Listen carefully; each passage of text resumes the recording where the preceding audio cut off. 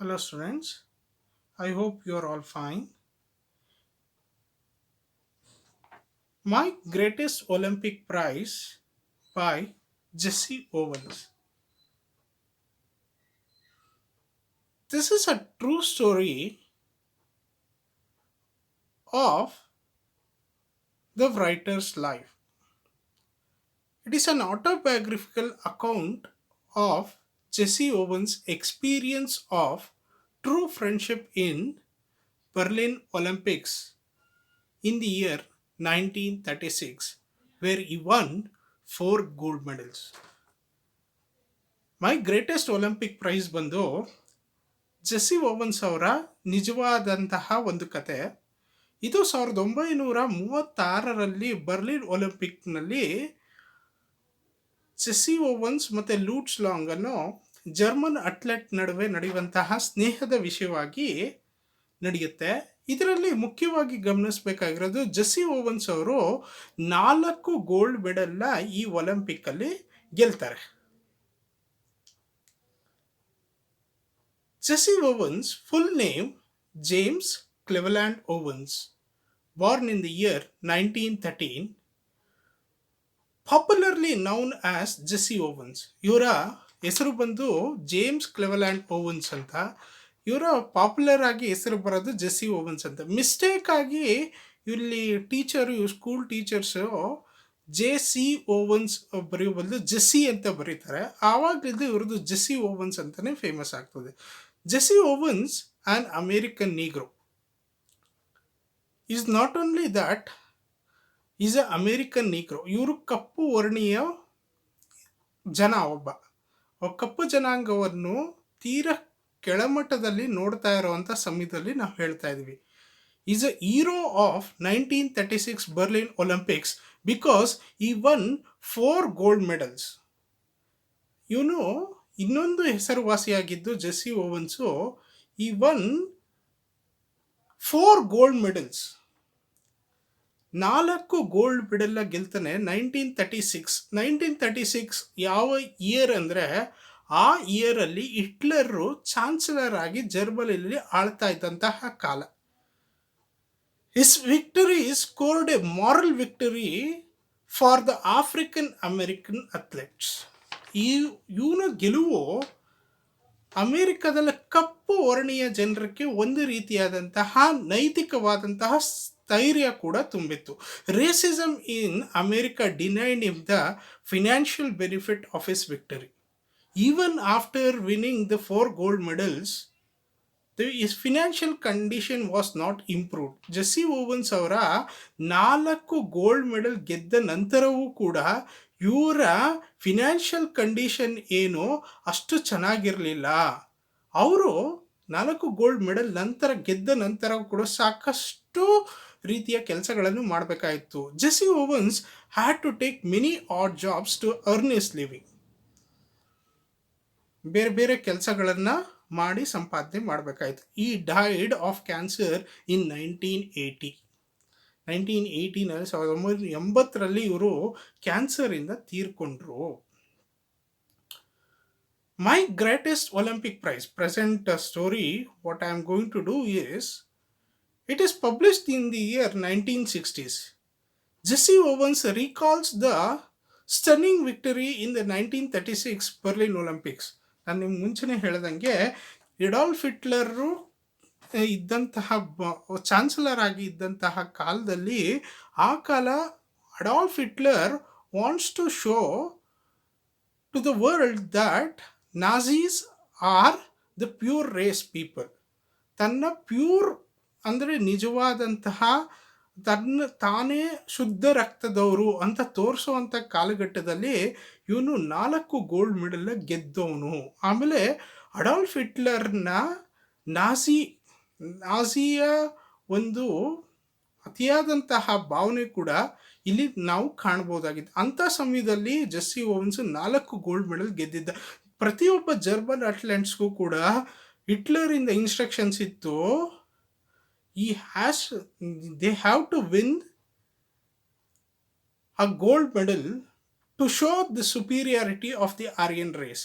ಹಿಟ್ಲರ್ನು ಪ್ರತಿಯೊಬ್ಬರಿಗೂ ಕೂಡ ಒಂದು ರೀತಿಯ ಒಂದು ಇನ್ಸ್ಟ್ರಕ್ಷನ್ನ ಕೊಟ್ಟಿದ್ದ, ನೀವು ಜರ್ಮನಿಯ ಸೊ ನಾಜಿ ಸುಪೀರಿಯಾರಿಟಿನ ತೋರಿಸ್ಬೇಕು ಅಂದರೆ you have to win more gold medals ಅಂತ ಹೇಳ್ತಾ ಇದ್ದ. The chancellor of Germany, Adolf Hitler, was preparing with his performance to prove the superiority of Aryan race by winning the most gold medals in the event. ತುಂಬ gold ಮೆಡಲ್ನ ಗೆಲ್ಲಬೇಕಾಗಿತ್ತು. Athletes ಮೇಲೆ ಸಾಕಷ್ಟು ಒತ್ತಡವೂ ಕೂಡ ಇತ್ತು. ಸಾಕಷ್ಟು gold ಮೆಡಲ್ನ ಗೆದ್ದರೆ ನಾವು ವಿಶ್ವಕ್ಕೆ ತೋರಿಸ್ಬೋದು. Adolf Hitler wants to show his superiority, Nazi superiority to the world, because is using the Olympic 1936 Olympic event for this. 1936 ಒಲಿಂಪಿಕ್ನನ್ನು ಇದಕ್ಕೋಸ್ಕರ ಬಳಸ್ಕೊತಾ ಇದ್ದ Adolf Hitler. Here, but Jesse Owens, an American Negro, had other plan in his mind. He was determined to prove Hitler's theory wrong by taking home 1 or 2 of those gold medals. ಆದರೆ ನಮ್ಮ hero ಆಗಿರುವಂತಹ Jessie ಬೇರೆಯಾದಂತಹ ಪ್ಲ್ಯಾನ್ನೇ ಇಟ್ಕೊಂಡಿದ್ದ. ಇವರು 1-2 gold ಮೆಡಲ್ನ ತನ್ನ ದೇಶಕ್ಕೆ ತಗೊಂಡು ಹೋಗ್ಬೇಕು. ಆಮೇಲೆ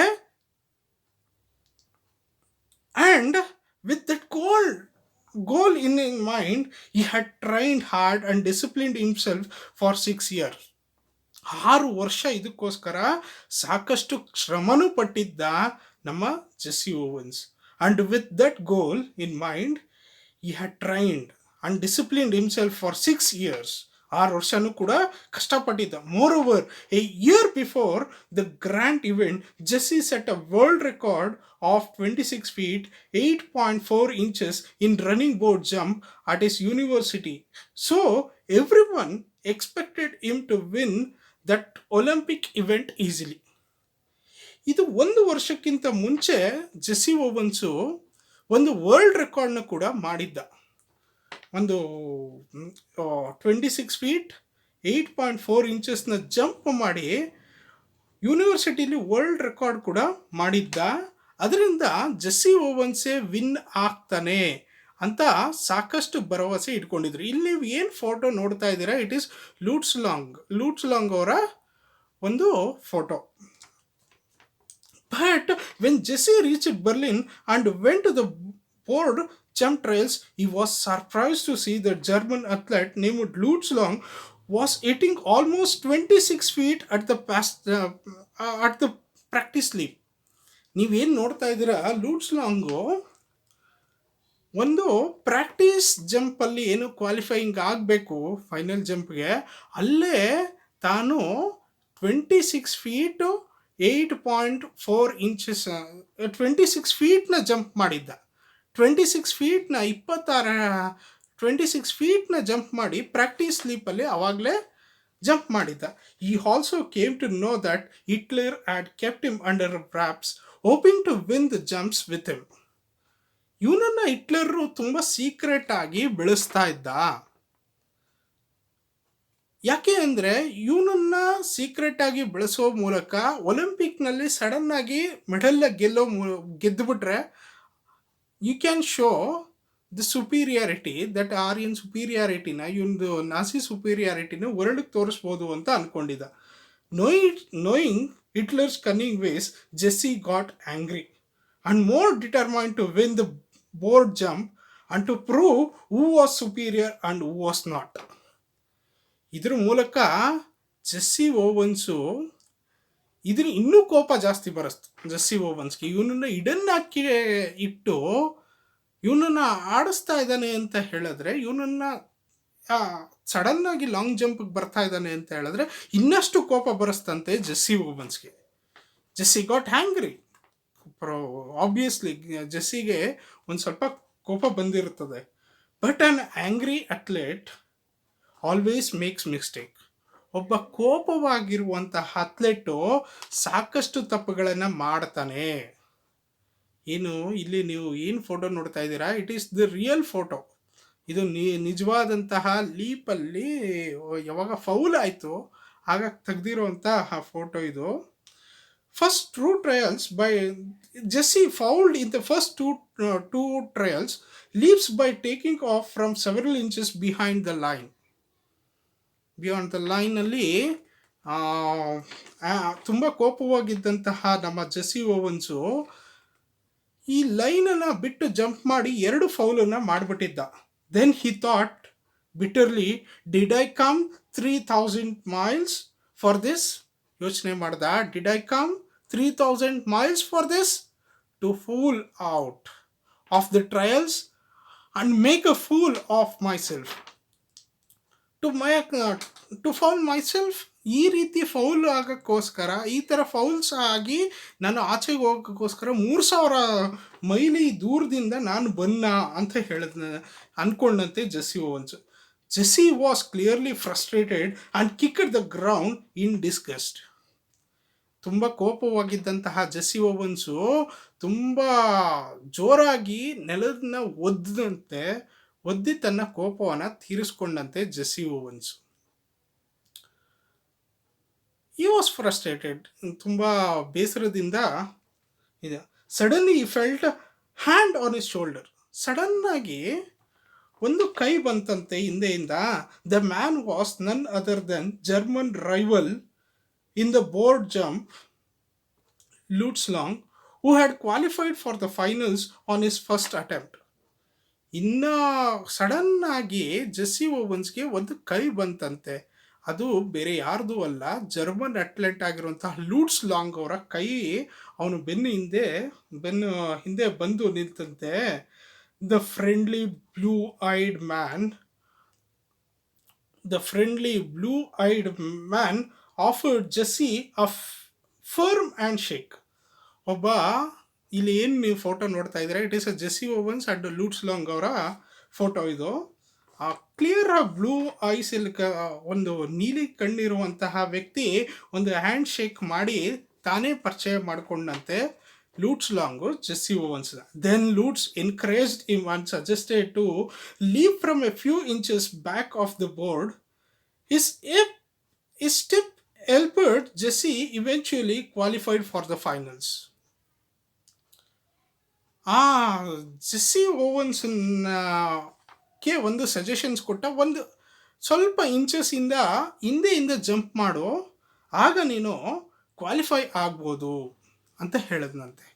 Jessie ಓವನ್ಸ್ಗೆ ಲೂಟ್ಸ್ ಲಾಂಗು ಹೇಳಿದ್ನಂತೆ. ಈವನ್ ಈಸ್ ಎ ರೈವಲ್, ಅವನ ಅಪೋನೆಂಟ್ ಆಗಿದ್ರೂ ಕೂಡ ಜೆಸ್ಸಿ ಓವನ್ಸು ಆದರೂ ಕೂಡ ತಾನು ಸಜೆಸ್ಟ್ ಮಾಡೋದ್ನಂತೆ, ಒಂದಷ್ಟು ಇಂಚಸ್ ಹಿಂದೆಯಿಂದ ಜಂಪ್ ಮಾಡೋ, ನಿನಗೆ ಅನುಕೂಲ ಆಗತ್ತೆ.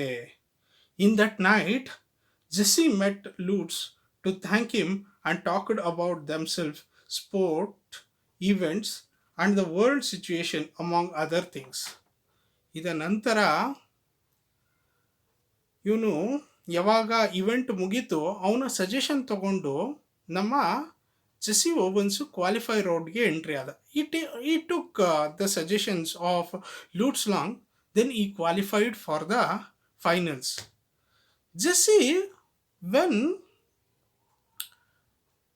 when Jesse met Lutz Long, Jesse came to know that Lutz did not believe in the Aryan superiority theory.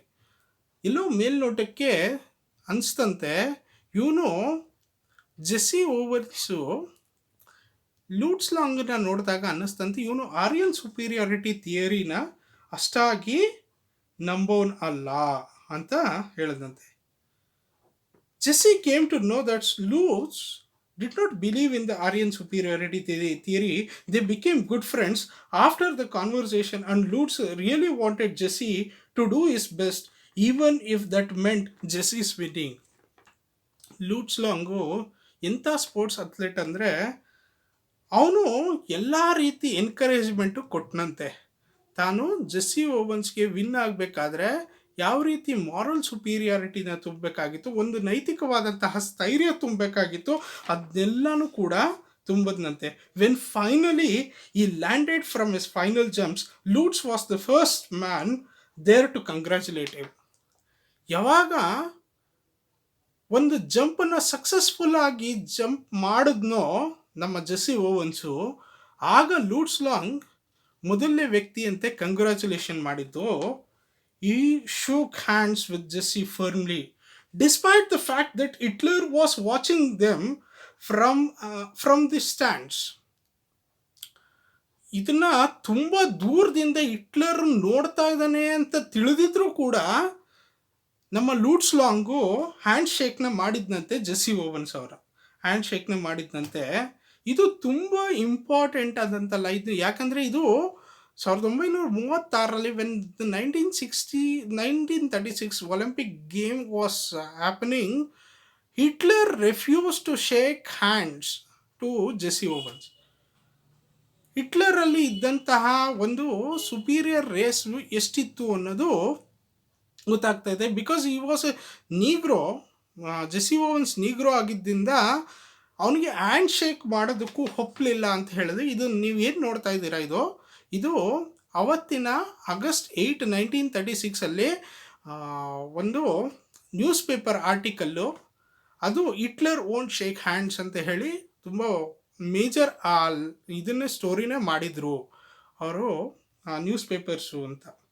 This was a great display of the true friendship and the sportsman spirit from Luz. ಇಷ್ಟೆಲ್ಲ ಆದರೂ ಕೂಡ Luz Long hand shake ಮಾಡಿದ್ದ.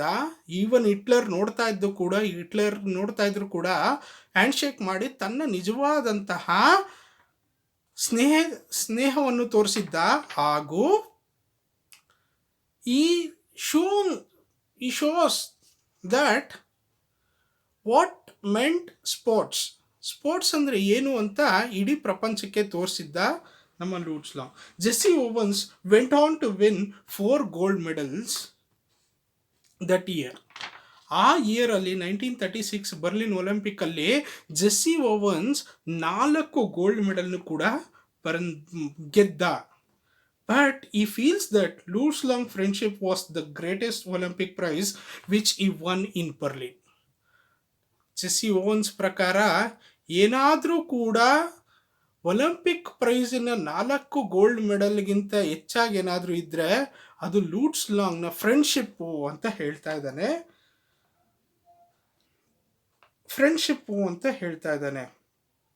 In fact their friendship ended only when Lutz Lang died in World War II. ಯಾವಾಗ end ಆಯಿತು ಅಂದರೆ, ಲೂಟ್ಸ್ long ಮತ್ತು ನಮ್ಮ Jesse Owens ಅವರ ಫ್ರೆಂಡ್ಶಿಪ್ಪು ಯಾವಾಗ ಲೂಟ್ಸ್ ಲಾಂಗು ವರ್ಲ್ಡ್ ವಾರ್ II ತೀರ್ಕೊಂಡ್ರು, ಹುತಾತ್ಮನಾದ್ನು, ಆಗ ಹೋಯಿತು. ಆಗ ಇವರ ಫ್ರೆಂಡ್ಶಿಪ್ಪು ಕಟ್ಟಾಯಿತು. ಅಂದರೆ ಕಡೆ ಗಳಿಗೆವರೆಗೂ, until his death, Lutz Lang and Jesse Owens are very good friends.